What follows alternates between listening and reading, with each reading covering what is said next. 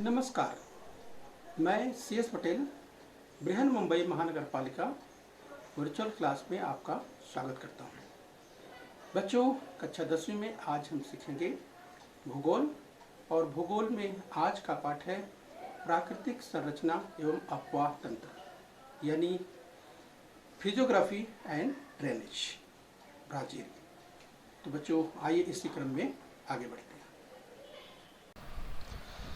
तो चलिए बच्चों, स्क्रीन पर आपको दो अगर ध्वज की बात करें, ये दिखाई दे रहे हैं।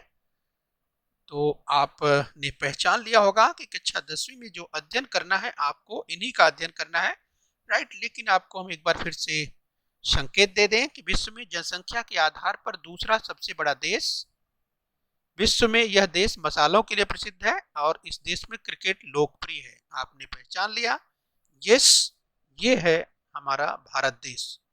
और अगर उसी क्रम में आगे बात करें तो यह देश सांबा नृत्य के लिए प्रसिद्ध है। इस देश को विश्व का काफी पार्ट कहा जाता है। इस देश में फुटबॉल लोकप्रिय है। तो बच्चों, इसे भी आपने पहचान लिया होगा, यह देश है ब्राजील। चलिए हम आपको रिवाइज करते हुए आगे बढ़े। तो चलिए एक बार फिर से देख लीजिए, जो कक्षा 10वीं में आपको अध्ययन करना है आप अध्ययन कर भी रहे हैं। तो आप भारत देश का अध्ययन कर रहे हैं, यस। और तुलनात्मक रूप से भारत देश जरा ध्यान से देखें तो ये ग्रीनविच रेखा के, ये आप देख सकते हैं पूर्व में है, देख लीजिए, यानी इसका समय किस तरह से आगे है। भारत की हम बात कर रहे हैं।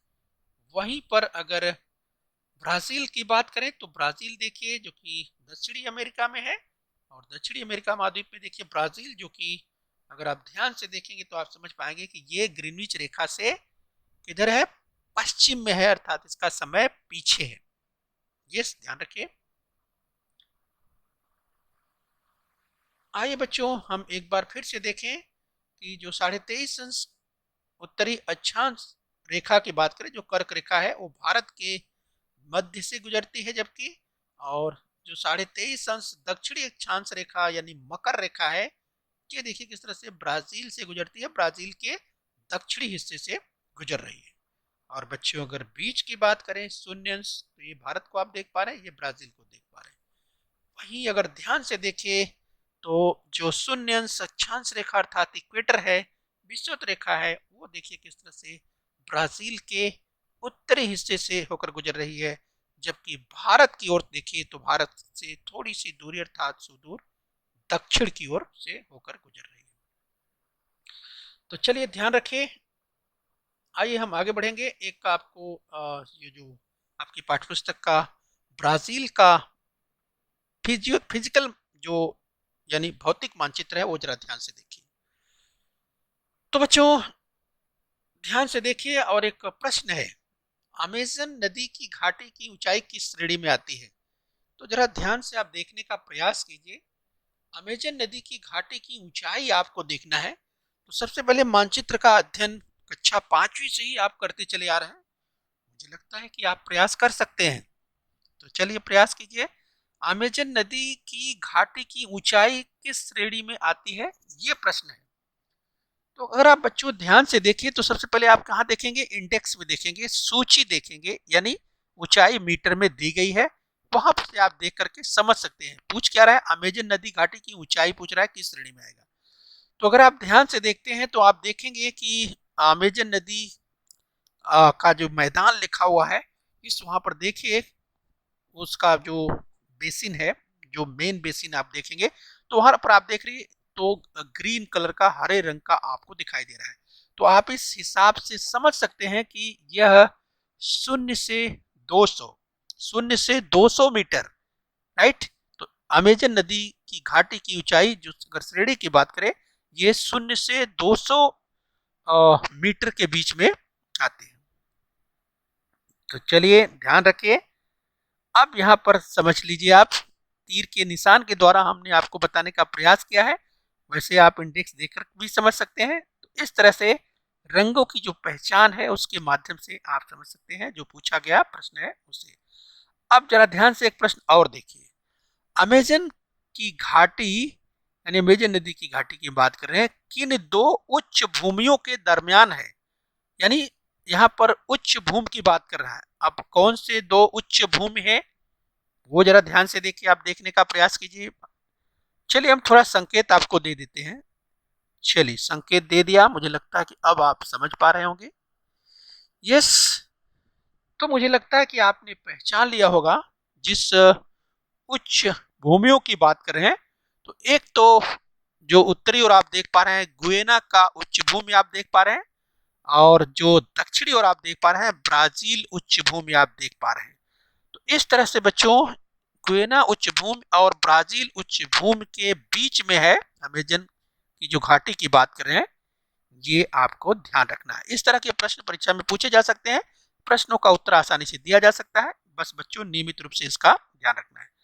चलिए आइए इसी क्रम में और आगे बढ़ लेते हैं, थोड़ा सा अभ्यास हम और कर लेते हैं, एक प्रश्न और रख लेते हैं।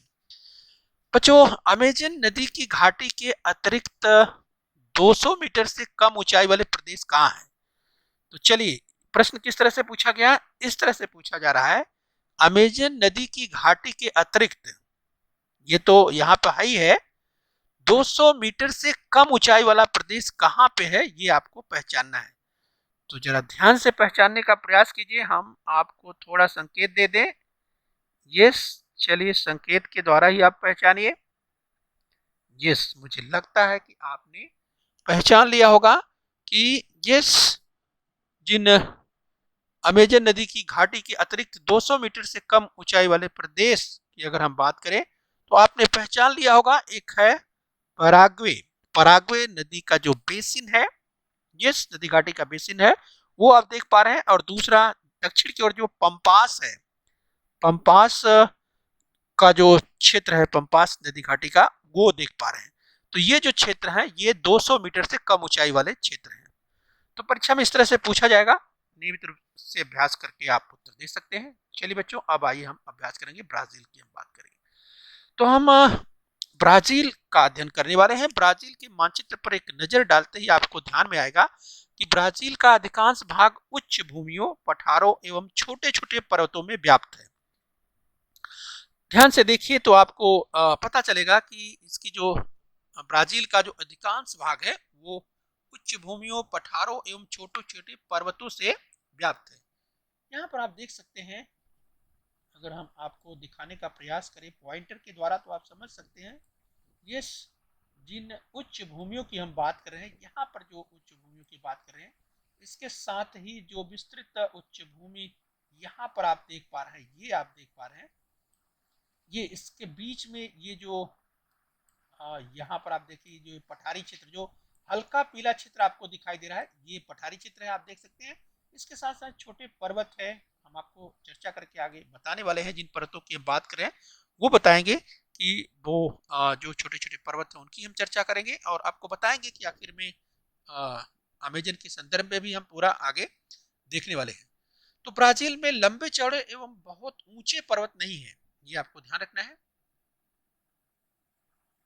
आइए हम देखने का प्रयास करते हैं। ब्राजील की बात करें, उत्तर की ओर का अमेजन नदी का मैदान एवं दक्षिण पश्चिम में पराग्वे नदी के उद्गम स्थल के प्रदेश को छोड़कर ब्राजील में विस्तृत मैदान नहीं है, यानी इनका अभाव है। यानी जहां पर उत्तर में अमेजन नदी का मैदान देखते रहे, एक मैदान बड़ा क्षेत्र वो है, इसके साथ पैराग्वे नदी के उद्गम स्थल, जहाँ से पैराग्वे नदी का उद्गम स्थल है, जिस उसे देख सकते हैं। तो इस तरह से अगर बड़े मैदानों की बात करें तो यहाँ पर भी आप समझ सकते हैं, जिस अगर बड़े मैदान देखें तो अमेजन नदी का मैदान और जहाँ से पराग्वे नदी निकलती है उसका उद्गम, उसको छोड़कर बाकी विस्तृत मैदान यहाँ पर कमी है। तटीय भागों में भी मैदान विस्तृत मैदान नहीं है। यानी अगर हम ब्राजील की बात करें, ब्राजील का जो तटवर्ती क्षेत्र है, समुद्र तटवर्ती क्षेत्र है, यहाँ भी विस्तृत मैदान नहीं है। क्यों नहीं है, आगे हम उसका रीजन देखने वाले हैं जब हम उसको विस्तार से और देखेंगे। आइए हम ब्राजील का अध्ययन कर रहे हैं। ब्राजील के प्राकृतिक विभाग की बात करें तो ब्राजील के जो प्राकृतिक विभाग हैं, देखिए पहला है उच्च भूमि, हाईलैंड। अब जरा ध्यान से देखिए, जिस हाईलैंड की बात करें, जिस उच्च भूमि की बात कर रहे हैं, वो देखिए एक दक्षिण की ओर है जो ब्राजील का उच्च भूमि है, एक उत्तर की ओर है गुयेना उच्च भूमि के नाम से जाना जाता है, राइट, जिसका जो मुख्य विस्तार है ज़्यादातर वो वेनेजुएला से शुरू है। तो ये आप देख सकते हैं, और इसको ही विस्तार से आज हम देखने वाले भी हैं, इस आइलैंड को ही हम समझने वाले हैं। उसके आगे है अगला जो भाग है उसका विशाल आकार, द ग्रेट स्कार्पमेंट, ये एक दूसरा विभाग है इसका, ब्राजील का। तीसरा विभाग है तटीय प्रदेश, द कोस्टल रीजन, जो कि बहुत छोटा सा है। यानी मतलब अगर देखें तो एक विशाल समुद्र तट की अगर बात करें उपलब्ध है, तटीय प्रदेश की अगर बात करें, लेकिन अगर मैदानों के दृष्टिकोण से देखते हैं तो जो कि तटवर्ती मैदान है उस दृष्टिकोण से कम पाया जाता है। नहीं तो जो कोस्टल एरिया देखेंगे तो चूंकि उत्तरी अटलांटिक प्रदेश देख लीजिए, दक्षिणी अटलांटिक प्रदेश देखिए, जो महासागर की अगर बात करें तो एक बड़ा क्षेत्र जो है कोस्टल एरिया के रूप में है। लेकिन उसे हम विस्तार से देखेंगे आगे। तो अगला है मैदानी प्रदेश यानी द प्लेन्स की बात करें तो मैदानी प्रदेश, द प्लेन्स। और अगला है द्वीप समूह, द आइलैंड ग्रुप्स, जो कि बहुत ही कम संख्या में है इस, और ज्यादातर जो छोटे छोटे द्वीप हैं वो कि 30 से 35 किलोमीटर अंदर है समुद्र के, और जो कि समुद्र के अंदर है। तो लेकिन आज हम जो अध्ययन करने वाले हैं बच्चों, इन 5 विभागों में हम द हाईलैंड यानी उच्च भूमि का अध्ययन करने वाले हैं। आइए उच्च भूमि यानी द हाईलैंड की हम बात करते हैं तो समझने का प्रयास करते हैं कि दक्षिणी ब्राजील विस्तृत पठार से व्याप्त है। यानी अगर दक्षिणी ब्राजील की अगर बात करें तो आप देखेंगे कि यहाँ पर जो दक्षिणी अगर ब्राजील की बात करें तो आप देख सकते हैं, इस पॉइंटर की मदद से भी आप समझने का प्रयास करेंगे तो समझ पाएंगे कि जहाँ पर जिस विस्तृत पठारी क्षेत्र की अगर जो बात करें, इस जो हल्का पीला कलर से आप देख सकते हैं, इसमें बीच बीच में पर्वतीय क्षेत्र भी है, लेकिन एक बड़ा पठारी क्षेत्र आपको दिखाई दे रहा है। इसमें और भी कुछ हिस्सा छूट रहा है, राइट। तो ये जो दक्षिण का पूरा हिस्सा आपको दिखाई दे रहा है, इसमें पठारी क्षेत्र यहाँ भी सब शामिल है। और इसका वर्णन ब्राजील का पठार या ब्राजील की उच्च भूमि या ब्राजील का ढाल क्षेत्र, इन अलग अलग नामों से भी जाना जाता है। ब्राजील एवं गुयेना उच्च भूमियों को मिलाकर दक्षिण अमेरिका महाद्वीप का ये गर्भ माना जाता है। यानी अगर गुयेना उच्च भूमि को मिला ले, अर्थात हम जब उत्तर की ओर जाते हैं, ये जो उत्तर की ओर दिखाई दे रहा है आपको, ये उच्च भूमि की जो बात कर रहे हैं, इसको अगर मिला लेते हैं तो ये पूरा यानी दक्षिण अमेरिका महाद्वीप का ये गर्भ माना जाता है। आइए हम द हाईलैंड को और समझने का प्रयास करते हैं। गुयेना उच्च भूमि का मुख्य भाग वेनेजुएला में है। इस यहाँ पर हम समझने का प्रयास कर रहे हैं कि जब गुयेना उच्च भूमि की बात, गुयेना हाईलैंड की बात करें तो आप देखिए यहाँ पर दिखाई दे रहा है, और बच्चों ये देखिए कि इसका जो मुख्य भाग है वो वेनेजुएला में है, अर्थात ब्राजील में नहीं बल्कि वेनेजुएला एक दूसरा देश है, उसका पड़ोसी देश है ब्राजील का, उसमें है, राइट, गुयेना उच्च भूमि का मुख्य भाग।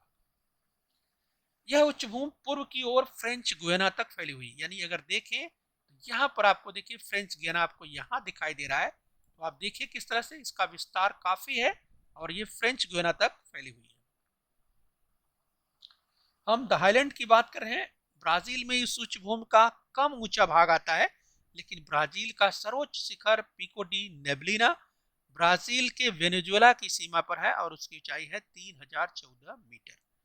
यहाँ पर देख सकते हैं, परीक्षा में अक्सर पूछा जाता है, जब ब्राजील का अगर पर्वत पूछा जाएगा तो ब्राजील का जो सबसे ऊंचा पर्वत शिखर है ये पिको डी नेबलिना, जो कि आप देख सकते हैं बच्चों, ये 3014 मीटर है, और जो कि आप देखिए किस तरह से ये वेनेजुएला यानी ब्राजील एवं वेनेजुएला की सीमा पर है। आप देख सकते हैं यहाँ पर पिको डी नेबलिना जो स्क्रीन पर आपको दिखाई दे रहा है। हम द हाईलैंड की बात करें यानी उच्च भूमि का अध्ययन कर रहे हैं। आइए ब्राजील उच्च भूमि के दक्षिण व पूर्व की ओर के भाग की ऊंचाई की बात करें। तो ब्राजील उच्च भूमि के दक्षिण एवं पूर्व की बात करें तो दक्षिण एवं पूर्व की ओर ऊंचाई बात करें तो 1000 मीटर से अधिक है। तो किंतु अन्य भागों की ऊंचाई 500 से 1000, यानी बच्चों यहाँ पर दक्षिण पूर्व की अगर बात करें, यहाँ पर जो देख सकते हैं, ये दक्षिणी हिस्सा और पूर्वी हिस्सा, यानी ये हिस्सा आप देखिए, दक्षिणी और पूर्वी हिस्सा, यस, यहाँ पर जो ऊंचाई है वो अधिक है, यस। लेकिन इसके अलावा बाकी बाकी में 500 से 1000 के बीच में ऊंचाई है।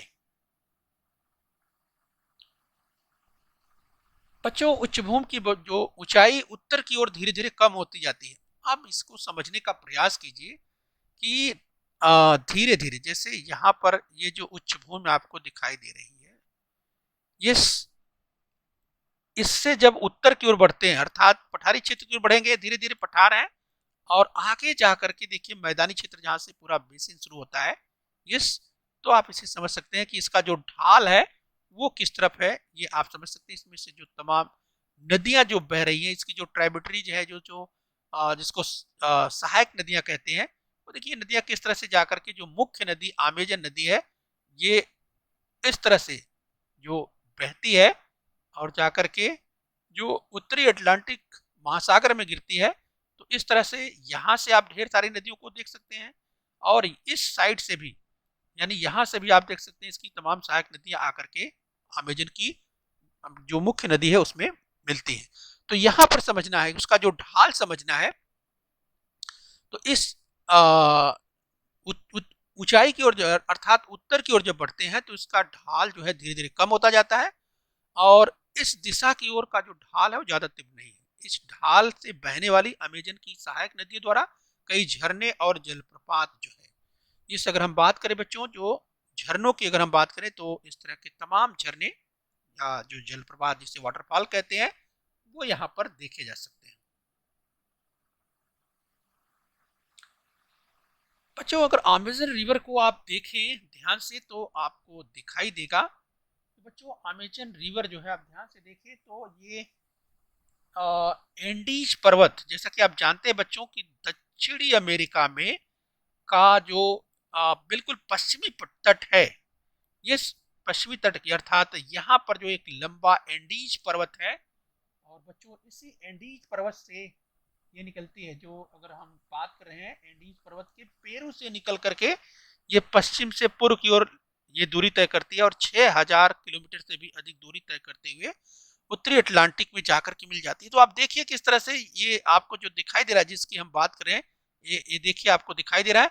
इसके अलावा आपको दिखाई दे रहा है इसका जो है पूरा जो बेसिन है, इसको पूरा, इसका पूरा जो बेसिन, इसकी तमाम सहायक नदियां, या इसका स्लोप, इसका ढाल, यहाँ पर आप समझ सकते हैं इस मानचित्र के द्वारा सब साफ साफ है कि किस तरह से जो मुख्य नदी है वो इस तरह से प्रवाहित होकर के, और यहाँ जो अटलांटिक, उत्तरी अटलांटिक महासागर है, जिसका यहाँ पर आकर के ये नदी गिरती है, और यहाँ पर जो एंडीज है, राइट, यहाँ पर आप देख सकते हैं ये किस तरह से ये नदी निकल करके आगे बढ़ती है, और अपनी तमाम सहायक नदियों के साथ इसका जो स्लोप है, इसका ढाल है, आप देख सकते हैं।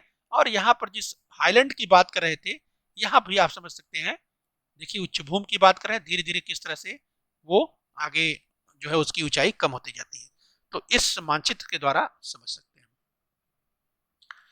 तो अमेज़न नदी आप देख सकते हैं किस तरह से वो निकलती है, और इस देखिए जाकर के उत्तरी अटलांटिक महासागर में गिर जाती है।